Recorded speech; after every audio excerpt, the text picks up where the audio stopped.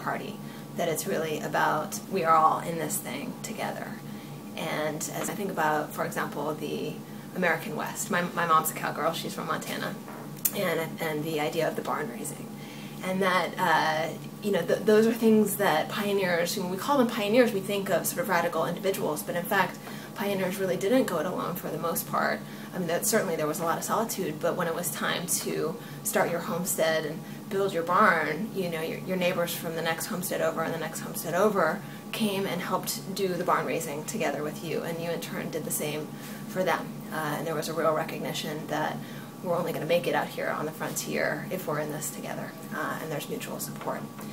And I think about other examples, the GI Bill, you know, and the creation of the middle class, no small thing,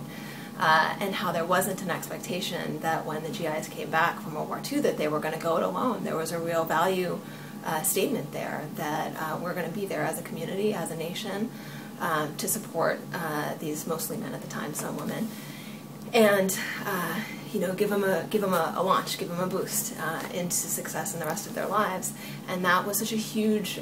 factor in the establishment of the middle class in the United States. So, you know, whether it's something that's a literal physical structure like a barn, or if it's human infrastructure over time,